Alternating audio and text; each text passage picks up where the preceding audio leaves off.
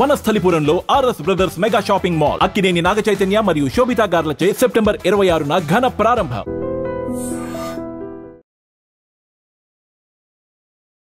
నమస్తే, welcome to I Dream Talking Point with కవిత.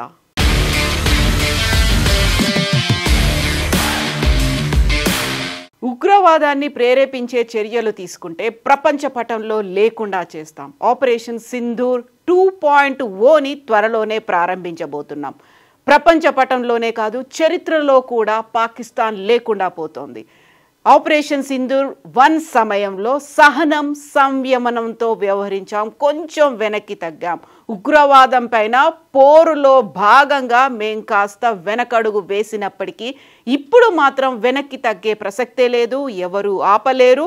ప్రపంచ పటంలో పాకిస్తాన్ కనుమరుగైపోతోంది.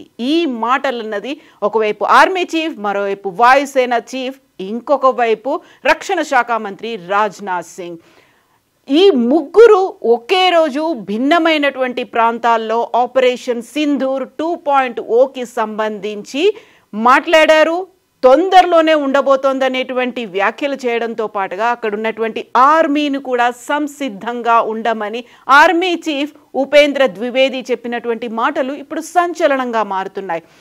ఆపరేషన్ సింధూర్కి సంబంధించి తీసుకున్నటువంటి చర్యల వల్ల పాకిస్తాన్లో విపరీతమైనటువంటి నష్టం జరిగింది. 9 ఎయిర్ బేసులు ధ్వంసమయ్యాయి. వాటికి చెందినటువంటి F-16తో పాటుగా ఇతర యుద్ధ విమానాల్ని మేము కూల్చివేయగలిగాము. బట్ ఆపరేషన్ సింధూర్ 2.0కి సమయం ఎంతో దూరంలో లేదు. అంతా అనుకున్నట్టుగా జరిగితే, భగవంతుడు అనుగ్రహిస్తే, భగవంతుడి ఆశీర్వాదం ఉంటే ఆపరేషన్ సింధూర్ 2.0 తొందరలోనే జరగబోతోంది. పాకిస్తాన్ నామరూపాలు లేకుండా చేయబోతున్నా. మీరంతా సర్వశక్తివంతులుగా ఉండండి, సర్వసన్నద్ధం అవ్వండి. ఇవి ఉపేంద్ర ద్వివేది ఆర్మీ చీఫ్ చేసినటువంటి వ్యాఖ్యలు తమ సైనికులని ఉద్దేశించి. ఎట్ ద సేమ్ టైం వాయుసేన చీఫ్ కూడా అమర్ప్రీత్ సింగ్ కూడా చెప్పినటువంటి మాటలు ఇవే. గతంలో ఇప్పటిదాకా చరిత్రలో ఎప్పుడూ జరగని విధంగా 300 కిలోమీటర్ల దూరం పాకిస్తాన్ లోపలికి మేము చొచ్చుకొని వెళ్ళగలిగాము.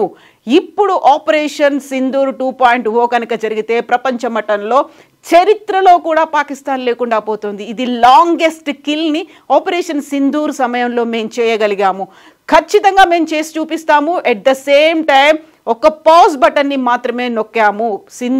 ఆపరేషన్ సింధూర్ 2.0 అతి తొందరలోనే జరగబోతోంది అనేది అమర్ప్రీత్ సింగ్ చెప్పినటువంటి మాటలు. సర్వసన్నద్ధంగా ఉన్నాము.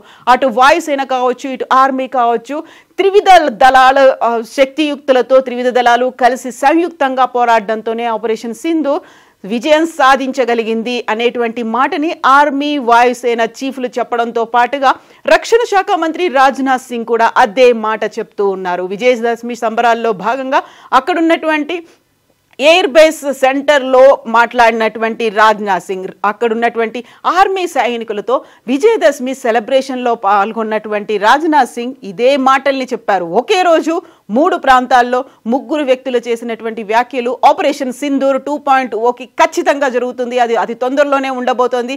భగవంతుడు అనుకుంటే, భగవంతుడి అనుగ్రహం ఉంటే త్వరలో జరుగుతోంది. దీనన్నిటికీ ప్రధానమైనటువంటి కారణం సర్ క్రీక్.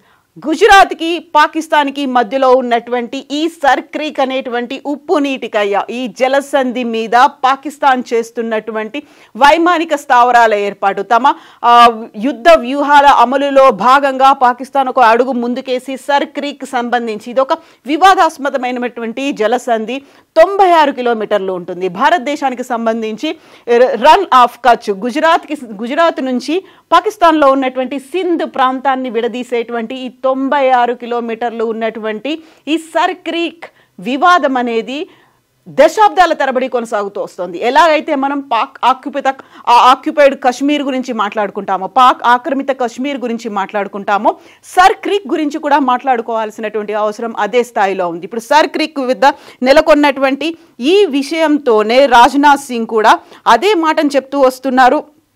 ఖచ్చితంగా ఆపరేషన్ సింధూర్ 2.0 జరగబోతోంది అనేది. సో ఉగ్రవాదానికి ఊతమిచ్చే చర్యల్ని పాకిస్తాన్ కనుక మానుకోకపోతే ఈసారి వెనక్కి తగ్గే ప్రసక్తే లేదు. ఆపరేషన్ సింధూర్ 2వ దశ ఎంతో దూరంలో లేదు. భౌగోళిక పటంలో పాకిస్తాన్ ఉండాలా లేదా అని నిర్ణయించుకునే సమయం ఆసన్నమైంది. భౌతికంగా అస్తిత్వంలో ఉండాలనుకుంటే రాజ్య ప్రోత్సాహిత ఉగ్రవాదాన్ని తక్షణం నిలిపివేయాలి. రాజ్నాథ్ సింగ్ చేసినటువంటి సవాల్ ఇది, హెచ్చరిక ఇది. యాక్చువల్గా ఈ సర్క్రీక్ వివాదం అనేది ఒక వ్యూహాత్మకంగా, రాజకీయంగా, ఆర్థికంగా కొనసాగుతూ వచ్చినటువంటి ఒక అంశం ఇది. 100 కిలోమీటర్ల పొడవుగా ఉండేటువంటి ఈ సర్క్రీక్ తమదని భారతదేశం వాదిస్తుంటే కాదు తమదు అనేటువంటి మాట పాకిస్తాన్ కూడా చెప్తూ వస్తోంది. So claimed by Pakistan, disputed by India. ఈ ప్రాంతాన్ని పాకిస్తాన్ తమదని భావిస్తోంది. కాకుంటే వివాద ప్రాంతం కాబట్టి ఇది మాదే అనేటువంటి మాట భారతదేశం కూడా చేస్తోంది. Same claimed by India, disputed by Pakistan. ఈ పాకిస్తాన్కి రన్ ఆఫ్ కచ్, గుజరాత్లో ఉన్నటువంటి ఈ ప్రాంతానికి మధ్యలో నెలకొన్నటువంటి ఈ సర్క్రీక్ సంబంధించినటువంటి వివాదం, ఈ ప్రాంతంలో ఉప్పునీటి కయ్యలున్నాయి. యాక్చువల్గా ఇక్కడ నివాస ప్రాంతం కాకపోయినప్పటికీ రక్షణ పరంగా, వైమానిక పరంగా, లేకుంటే తమ రక్షణ అవసరాల కోసం పాకిస్తాన్ అక్కడ స్థావరాలను నిర్మిస్తోంది అనే మాట గతంలో ముందు నుంచి వచ్చింది. ఆ తర్వాత ఒక ఒప్పందం కూడా జరిగింది 1960ల ప్రాంతంలో. అప్పటి ట్రిబ్యునల్ ప్రకారం భారతదేశం ఇది తమకే చెందుతుంది అనేటువంటి ఒక వాదన చేసినప్పటికీ, సో ఈ డిస్ప్యూట్ ఇక్కడ మనకి రెడ్ మార్క్ చేసి ఉన్నటువంటి ఈ ప్రాంతంలోనే ఉద్రిక్తతలు, వివాదము అనేది కొనసాగుతూ వస్తుంది. ఈ సర్క్రీక్కి సంబంధించే ఆపరేషన్ సింధూర్ 2.0 ప్రస్తావన వచ్చింది. పహల్గామ్ అటాక్ మీద జరిగినప్పుడు, పహల్గామ్లో అక్కడ యాత్రికుల మీద అటాక్ జరిగినప్పుడు ఆపరేషన్ సింధూర్ ఫస్ట్ ఫేజ్ జరిగింది. సర్క్రీక్ వివాదం కనుక ఇలాగే ముందుకు వెళ్తే ఆపరేషన్ సింధూర్ 2.0 జరుగుతుంది అనే మాట రక్షణ శాఖ మంత్రితో పాటుగా వాయుసేన, ఆర్మీకి చెందినటువంటి చీఫ్ కూడా చెప్తున్నాడు. యాక్చువల్గా ఇదంతా ఒక వాటర్ వార్గా అభివర్ణిస్తూ ఉంటారు. ఉప్పు నీరు ఉంది కాబట్టి అక్కడ జలావాసాలు ఉండవు. కాకపోతే విషపూరితమైనటువంటి తేళ్లు, సర్పాలు ఉంటాయి. ఆ ప్రాంతంలో రక్షణ కల్పించడము అనేది రెండు వైపులా ఉన్నటువంటి సైనికులకి అది కష్టతరమైనటువంటి వ్యవహారం అయినప్పటికీ కూడా ఇక్కడ రక్షణ కోసం ఏర్పాటు చేసిన స్థావరాల్లో సైనికులు అత్యంత కష్టపూరితమైనటువంటి పరిస్థితిలో కూడా వస్తూ ఉంటారు. సో గుజరాత్, ఈ మార్క్ చేసినటువంటి గుజరాత్ ప్రాంతం నుంచి పాకిస్తాన్ బార్డర్లో ఉన్నటువంటి సింధ్కి ఉన్నటువంటి ఈ ఆపరేషన్ సర్క్రీక్ అనేది, సో కొంత భాగం పాకిస్తాన్లోకి వెళ్తుంది, మళ్ళీ ఇమ్మీడియట్గా డౌన్లో వచ్చేసి భారతదేశంలో కలుస్తుంది, మళ్ళీ ముందుకు వెళ్తుంది, పాకిస్తాన్తో కలుస్తుంది. సో అది ఉప్పు నీటి కాయ కాబట్టి దానికంటూ ప్రాపర్గా ఒక రూట్ మ్యాప్ అనేది లేకపోయినప్పటికీ దాని మీద మాత్రమే ఇప్పుడు వివాదం అనేది కొనసాగుతూ వస్తుంది. సో భారతదేశం తమదని వాదిస్తోంది. పాకిస్తాన్లో అతిపెద్ద వాణిజ్య కేంద్రమైన కరాచీకి దారి ఇటు నుంచే వెళ్ళాలి. సో భారతదేశం హెచ్చరిస్తున్నటువంటి మాటలో ఉపయోగిస్తున్నటువంటి తీవ్రమైనటువంటి పదం, పాకిస్తాన్లోని కరాచీకి వెళ్ళాలంటే సర్క్రీక్ ద్వారానే వెళ్ళాలి. ఒకవేళ మేము కనుక దాన్ని వశం చేసుకున్నాము, దాన్ని ధ్వంసం చేశాము అనుకుంటే అటు కరాచీ ఉండదు, మొత్తంగా పాకిస్తాన్ కూడా ఉండదు.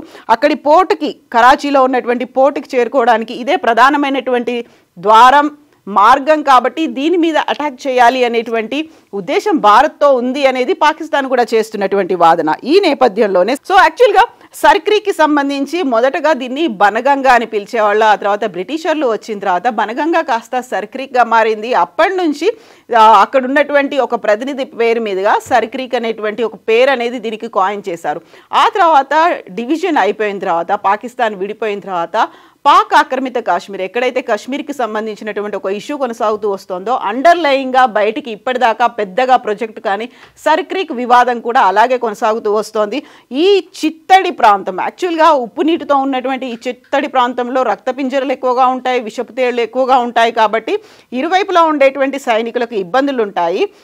జూన్, సెప్టెంబర్ మధ్యకాలంలో, యాక్చువల్గా అది వర్షాకాలం కాబట్టి ఆ టైంలో ఇక్కడ ఎక్కువగా వాటర్ కూడా ప్రవహిస్తూ ఉంటుంది, వరదలు కూడా వస్తూ ఉంటాయి. ఉప్పు ఆ బురద ప్రాంతాన్ని పూర్తిగా ఆవరించి ఉండేటువంటి ఈ ప్రాంతంలో వలస పక్షులు ఇవన్నీ ఉన్నప్పటికీ కూడా, వైల్డ్ లైఫ్ ఉంది, అభయారణ్యాలు ఉన్నప్పటికీ కూడా ఆ ప్రాంతాన్ని మెయిన్ అడ్డాగా చేసుకోవాలని పాకిస్తాన్ ఇప్పుడు భావిస్తోంది. యాక్చువల్గా దీనికి సంబంధించినటువంటి క్లియర్ పిక్చర్ కావచ్చు, లేకుంటే వాళ్ళ దగ్గర మొత్తం ఆధారాలనేవి భారతదేశం దగ్గర ఉన్నాయి కాబట్టి ఆపరేషన్ సింధూర్ 2.0 మీద మేము దృష్టి పెట్టాము అనేటువంటి వాదనని అటు వాయుసేన, ఆర్మీతో పాటుగా రాజ్నాథ్ సింగ్ కూడా చెప్పినటువంటి మాట.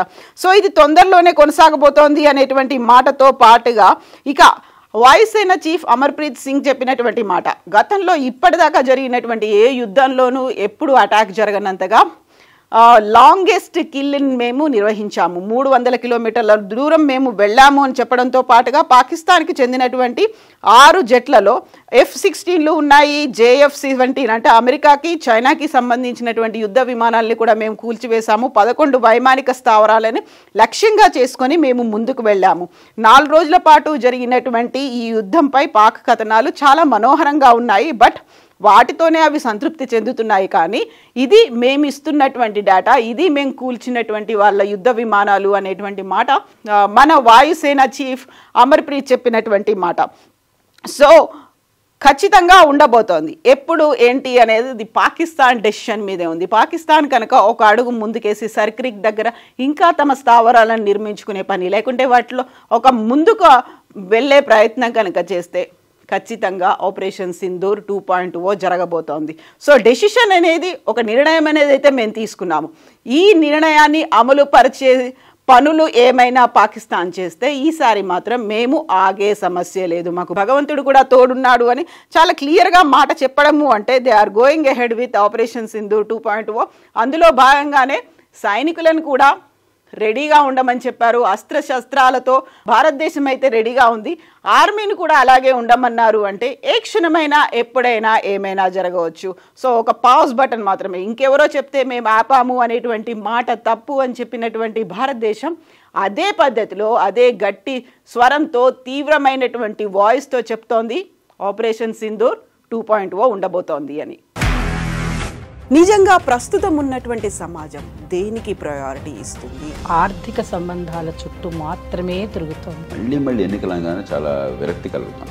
మంచి అనిపిస్తుంది కదా, లేడీస్ కూడా ఛాలెంజింగ్ జాబ్స్ చేసినప్పుడు చాలా బాగుంటది. ట్రాఫిక్ అసిస్టెంట్స్ గా నియమించిన ట్రాన్స్జెండర్స్ అందరితో సాల్యూట్ చేయించుకుంటున్నారు. ఫుడ్ డెలివరీ ఇవ్వటానికి వెళ్ళినటువంటి డెలివరీ బాయ్ అనిల్ పై కళ్ళ ముందు పెళ్ళండి